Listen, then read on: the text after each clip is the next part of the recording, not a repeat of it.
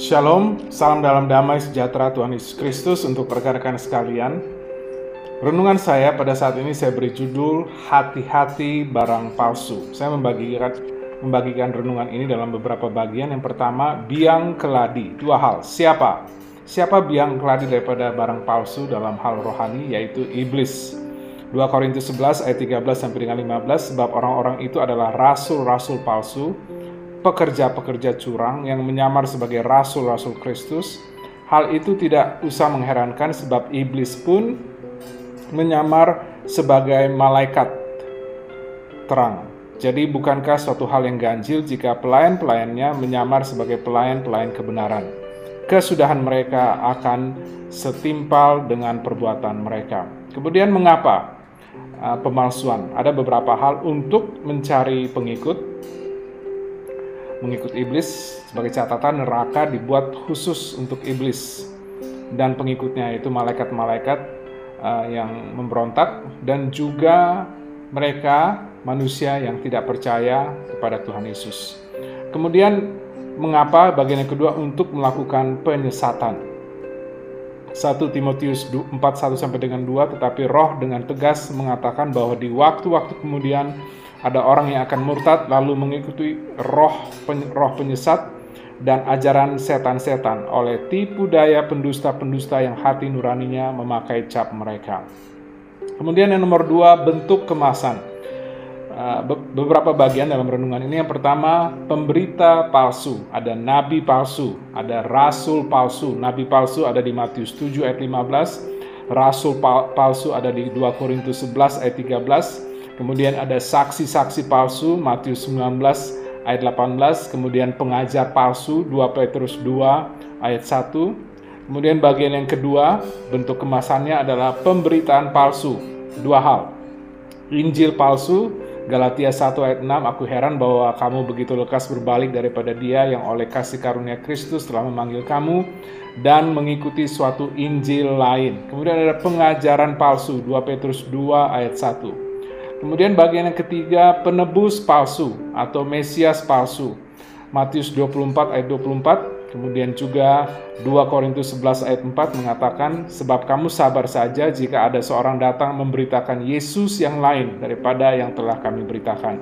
Kemudian ada penghibur palsu, yaitu roh yang lain. Kemudian ada persekutuan palsu, perkumpulan-perkumpulan yang tidak lagi mengajarkan kebenaran. 2 Korintus 12 ayat 26, dalam perjalananku aku sering diancam bahaya banjir dan bahaya penyamun, bahaya dari pihak-pihak orang Yahudi dan dari pihak-pihak orang bukan Yahudi, bahaya di kota, bahaya di padang gurun, bahaya di tengah laut, dan bahaya dari pihak-pihak saudara-saudara palsu.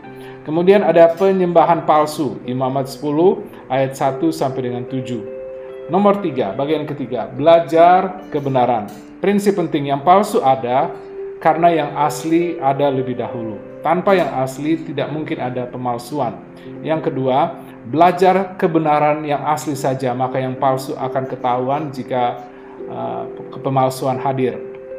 Kemudian prinsip penting, yang asli atau kebenaran akan selalu menelan atau mengalahkan yang palsu. Kemudian nomor 4, benar-benar kenal. Artinya kita mendengar Tuhan Yesus, Yohanes 10:27, domba-dombaku mendengarkan suaraku dan aku mengenal mereka dan mereka mengikut aku. Jadi kita dengar, kita kenal Tuhan Yesus dan juga kita ikut Tuhan Yesus. Kemudian nomor 5, bimbingan Kristus atau nasihat petunjuk daripada Tuhan Yesus adalah dari Matius 13:24 sampai dengan 30. Yesus membentangkan suatu perumpamaan lain lagi kepada mereka, katanya, hal kerajaan surga itu seumpama orang yang menaburkan benih yang baik di ladangnya, tetapi pada waktu semua orang tidur datanglah musuhnya menaburkan benih lalang di antara gandum lalu pergi. Ketika gandum itu tumbuh dan mulai berbulir, nampak jugalah lalang itu, maka datanglah hamba-hamba Tuhan ladang itu kepadanya dan berkata, Tuhan, bukankah lebih benih yang baik yang Tuhan taburkan di ladang Tuhan? Dari manakah datang lalang itu? Jawab Tuhan, seorang musuh yang melakukannya. Lalu berkatalah hamba-hamba itu kepadanya, "Jadi maukah Tuhan supaya kami pergi mencabut lalang itu?"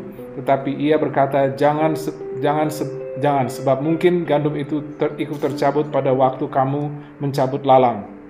Biarkanlah keduanya tumbuh bersama sampai waktu menuai. Pada waktu itu aku akan berkata kepada para penuai, kumpulkanlah dahulu lalang itu dan ikatlah berberkas-berkas untuk dibakar. Kemudian kumpulkanlah gandum itu ke dalam lambungku. Prinsip penting, jangan terlibat dalam gerakan yang ingin menghakimi atau membasmi lalang atau rumput-rumput liar dari pengajar-pengajar ataupun ajaran-ajaran yang sesat. Kita mendoakan supaya pengajar-pengajar ini boleh kembali kepada Tuhan sebelum Tuhan Yesus datang kedua kali. Jadi, sebagai penutup, mari kita terus mengenal Tuhan Yesus. Yohanes 14 ayat 6, kata Yesus kepadanya, "Akulah jalan dan kebenaran dan hidup." Kemudian Yohanes 10 ayat 27, "Domba-dombaku mendengarkan suaraku, dan aku mengenal mereka, dan mereka mengikut aku." Kita fokus kepada Tuhan Yesus, maka pada saat ada pemalsuan, kita langsung tahu bahwa itu adalah pemalsuan. Tuhan Yesus memberkati pemberitaan dan penerapan firman-Nya. Haleluya. Amin.